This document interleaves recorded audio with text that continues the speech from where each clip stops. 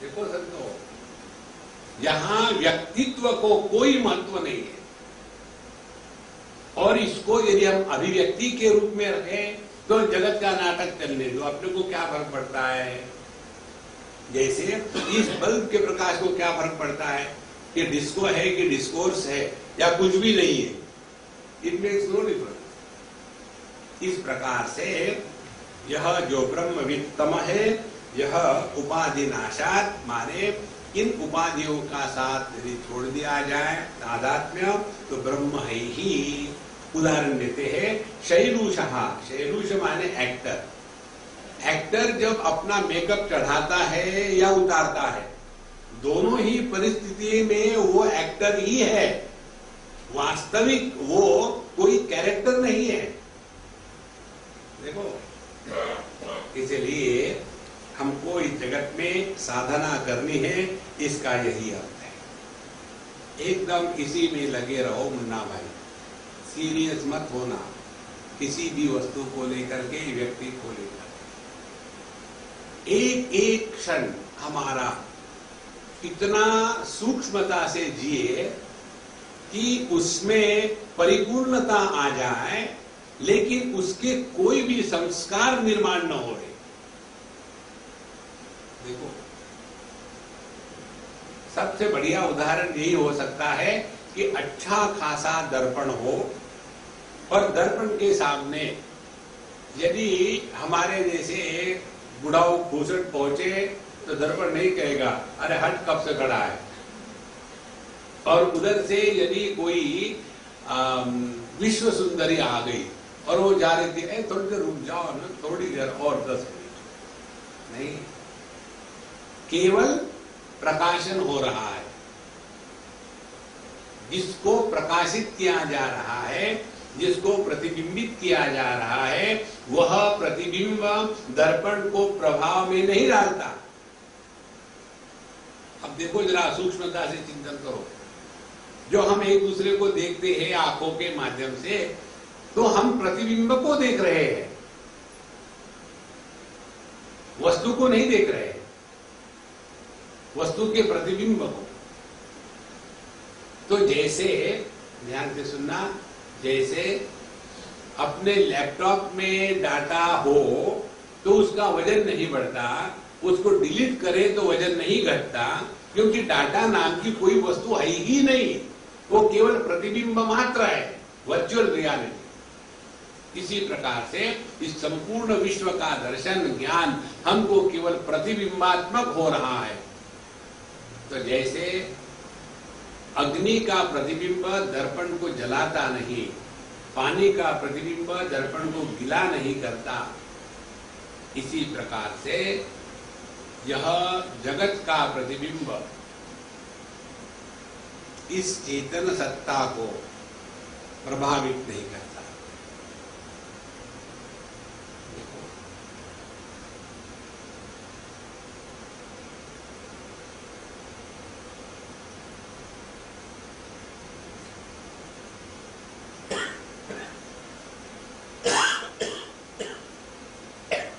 आप चाहो भी तो आपके मन में वृत्तियां नहीं आ सकती।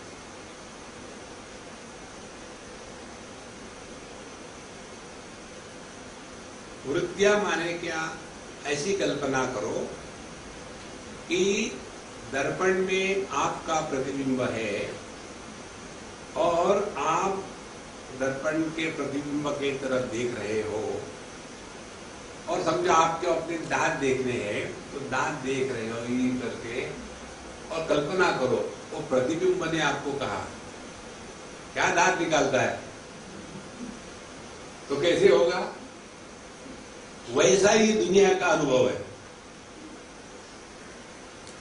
किसी ने कहा कि तुम विश्व सुंदरी हो,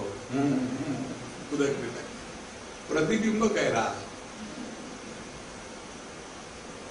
देखो संतो, इसीलिए शैलूषवत् तथा एव ब्रह्मविद श्रेष्ठः सदा ब्रह्मैव नापरः।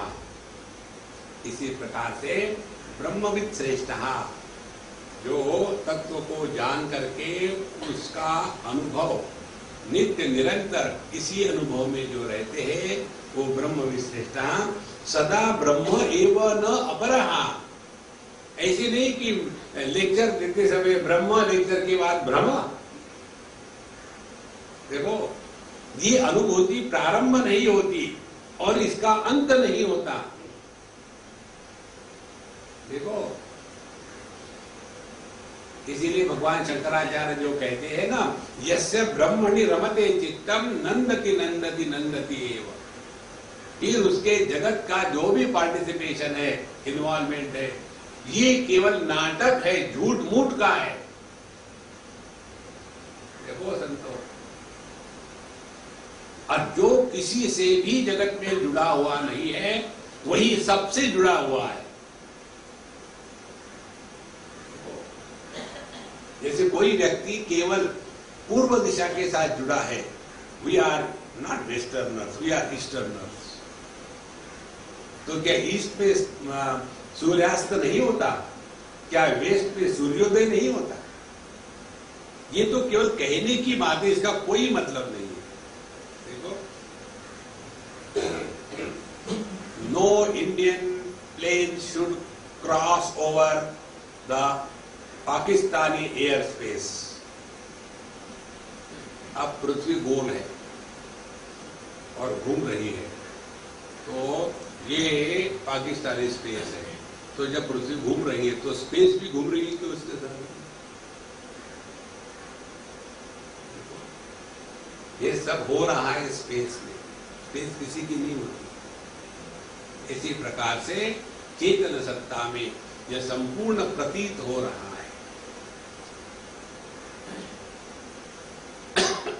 देखो, इसको ऐसा समझो,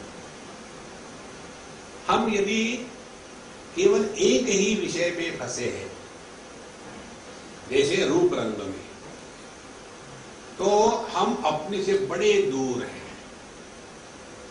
यदि दो विषयों में फंसे हैं तो और दूर है, 5 विषयों में फंसे हैं तो और दूर है।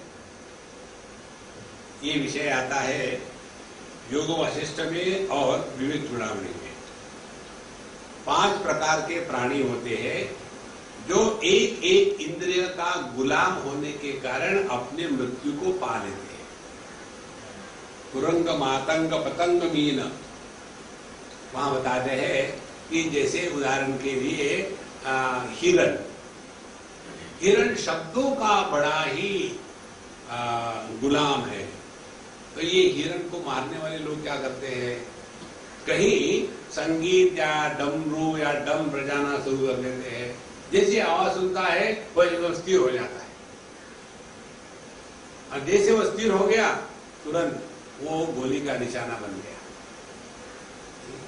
पतंग जो अग्नि की तरफ, प्रकाश की तरफ इतना आकर्षित होता है कि अग्नि में कूद पड़ा, मर गया। तो जो एक प्राणी एक इंद्रिय का गुलाम होने से इतना अपना सत्यानाश कर लेता है, तो मनुष्य 5 ही इंद्रियों का गुलाम है, तो उसको कितने बार मरना चाहिए? तो हम तो एक्सपर्ट है मरने में। सुबह चाय नहीं मिली, मर गए। ले लो चाय, जिंदा हो गए। चीनी है नहीं, मर गए। अरे यार, कितनी बार मरोगे? इसीलिए जो ब्रह्म विश्रेष्ठ है उसका यह ब्रह्म स्वरूप में रहना ये कभी कटता नहीं, क्योंकि इसमें प्रयत्न नहीं है। देखो, जहां प्रयत्न है वहां रोग है, जहां प्रयत्न नहीं है, जहां सहज स्थिति है, वही स्वास्थ्य है। पहली बार जब आदमी को चश्मा लगता है ना, तो पता ही नहीं चलता कि चश्मा लगाना चाहिए, सर दुखने लग जाता है, और हाथ में कुछ तकलीफ पड़ने के लिए तो स्टाइल मारना शुरू कर देते हैं। तो बच्चे कहते हैं, पापा आजकल आप बड़े स्टाइल मार रहे, क्या हो गया? नहीं, जरा ठीक से दिख नहीं रहा है। आजकल ये लोग ठीक से नहीं पेपर छापते, वो सब ठीक है, आपकी आंखों में गड़बड़ी है। फिर आप आई डॉक्टर के पास गए और आई डॉक्टर ने कहा हाँ पढ़ो इसको, और फिर दिखता है क्या? हाँ दिखता है लेकिन पढ़ नहीं सकते। हमारे स्वामी अखंडानंद जी महाराज उनको चश्मे के लिए ले गए थे, तो उनको पूछा आपको वो दिखता है क्या दूर का? बोले दूर का? मैं तो सूर्य चंद्र देखता हूं।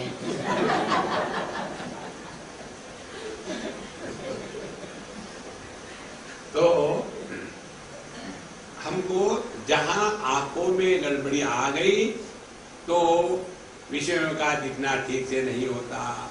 इसी प्रकार से ज्ञान में गड़बड़ी आ गई तो उसके अनुसार दर्शन होता है।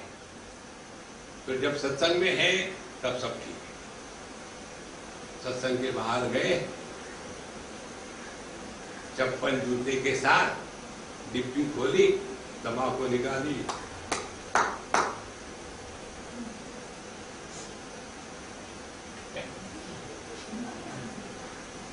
ब्रह्मानंदम परमोहरम,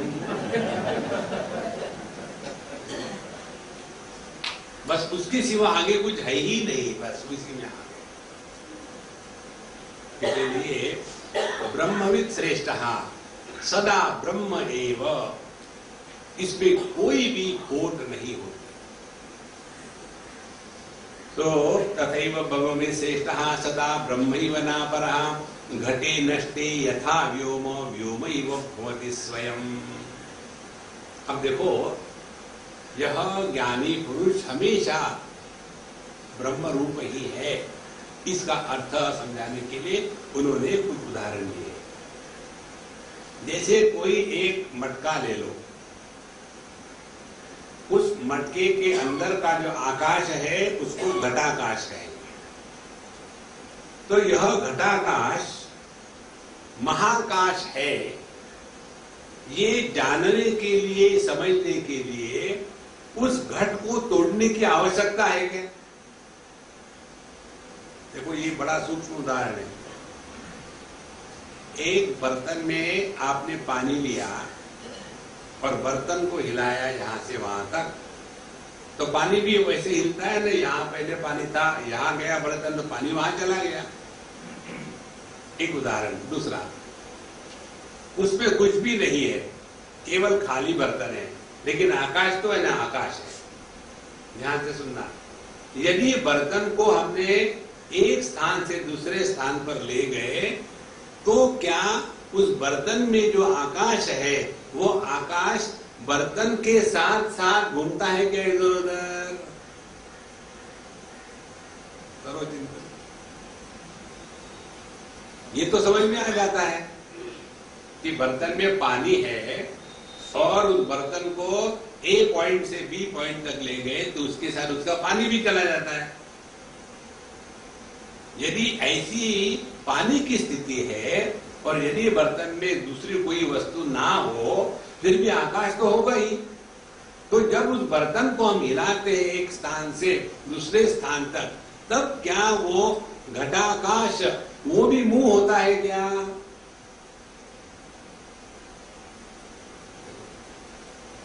वो क्यों नहीं मुंह होता? इसीलिए कि घट कहां है? घट तो आकाश में ही है ना, तो वो आकाश में ही है तो कहां मुंह होगा? देखो, लेकिन पानी आकाश नहीं है, इसीलिए जितने भी मूवमेंट हो रही है वो आकाश में हो रही है, और जिसको हम घटाकाश कहते हैं वो शुद्ध आकाश ही है। तो इसको घटाकाश क्यों कहा? इसीलिए कि हमने घट के जो दीवाले है उसको महत्व दिया है। देखो, यदि घट के दीवालों को तोड़ दिया तो क्या उसमें का जो घटाकाश था वो घूम करके महाकाश में जाके मिलेगा? तो उसी समय भी महाकाश ही है। इसी प्रकार से हम जो ये भ्रांति में है घटाकाश के जैसे हम देह के अंदर है और बाहर दुनिया है। जब ये अंदर बाहर का चक्कर खत्म हो जाता है, उसी समय ब्रह्मैव सन् ब्रह्मविद् भवति। और ये अंदर बाहर की भ्रांति निर्माण करने वाला कौन है? देहात्म भाव। गहरी नींद में देह के साथ तादात्म्य नहीं होता, इसलिए वहां अंदर बाहर की भ्रांति नहीं होती। इसीलिए गहरी नींद में हम कमरे के अंदर है कि बाहर है, गहरी नींद में हम भारत में है कि भारत के बाहर है। देखो, गहरी नींद में हम 2012 में है या 1947 में है। देश काल वस्तु अंदर बाहर सब कुछ गायब हो जाता है, कारण देहात्म भाव की निवृत्ति हो गई। ध्यान से सुनना, टेम्पररीली अज्ञान के प्रभाव में आकर जब हम देहात्म भाव का त्याग करते हैं तो उस गहरी नींद में कितना आनंद होता है। यही बात यदि समझदारी के साथ 24/7 रही तो उसको कहते हैं जीवन मुक्ति का आनंद। देखो सबको, तो गहरी नींद में रहने वाला आदमी जब खर्राटे मारता है तो उसको शर्म थोड़ी आती है।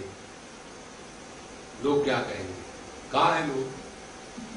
गहरी नींद में अन्य कोई है ही नहीं ना, लोग हो ही नहीं सकते कोई, और होगे भी तो मैं थोड़ी कराटे मार रहा हूं, क्योंकि वहां मैं नहीं है।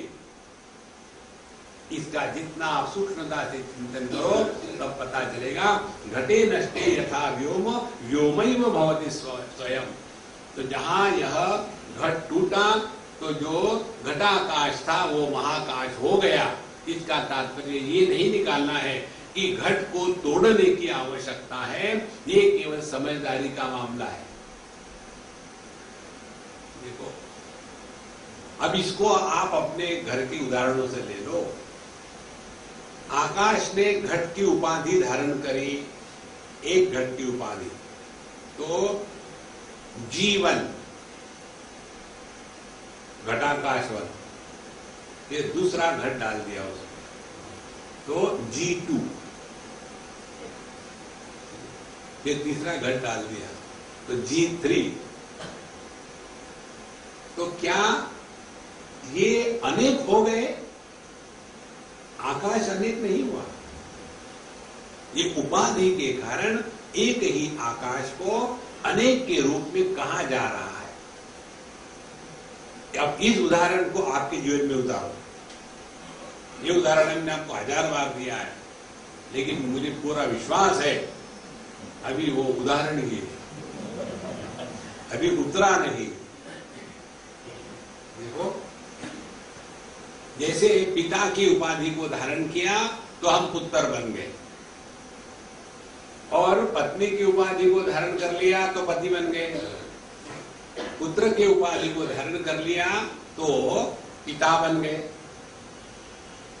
तो एक ही आदमी उपाधियों के कारण 3 बना है ना, तो दुखी कौन होता है? ये औपाधिक व्यक्तित्व दुखी होता है। अब इसमें क्या करना है मुझे बताओ। करना कुछ नहीं है, केवल इतना ही समझना है कि हम जिसके सामने है हमको वो रोल प्ले करना है। देखो, पिताजी के सामने हो तो डांट खाने को तैयार रहना है, पुत्र के सामने हो तो पापा आपको कुछ समझ भी नहीं आता, ये सुनने को तैयार रहना है। पत्नी के सामने रहना है तो mouthshut.com। एक्चुअली ओरिजिनली ये है mouthshut.com।